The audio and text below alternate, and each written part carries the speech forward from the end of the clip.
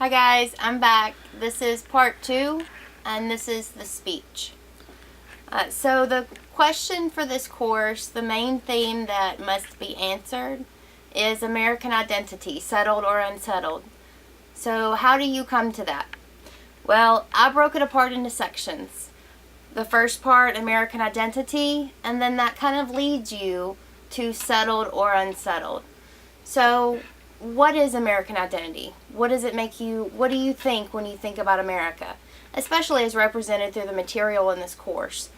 Over the Thanksgiving break, when I was with my family, I passed out little slips of paper to everyone to recruit some help.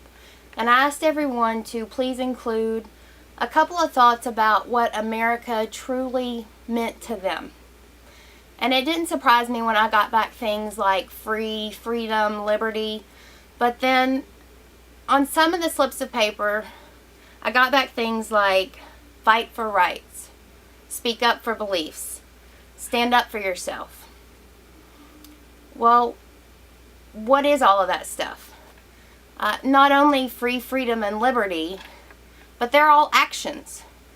So if you think about it, American identity, especially as represented through this course and the material that you have read and will read, is all about the action, the actions that Americans take. T.S. Eliot was an American writer who was honored in Westminster's Abbey. His epitaph reads, "The communication of the dead is tongued with fire beyond the language of the living." The communication of the dead is tongued with fire beyond the language of the living. Let's break it apart. The communication of the dead. That's what we've been reading. That's what you have read, what you will be reading. Is tongued with fire. What is tongued? Tongued is an action verb. It's an action word. Fire, what is that? Combustible. It's an action. Beyond the language of the living. Beyond the here and now. These are things that are actions that will continue and will carry on from generation to generation. So, how do you determine whether those freedoms, those liberties, those things that everyone stood for and stand for even now are settled or unsettled? Well, you look at the problems. You look at the actions through the specific time periods. Within my book, the first layout, Cherokee Indians. Did they have a problem? Yes, they were relocated to places other than their original homes. They died. Bradstreet, was there a problem? Absolutely. Internal conflict, problems with religion, spirituality, things of that time period. Benjamin Franklin, problem? Absolutely. The country was being settled. We were fighting for our independence. We were at war.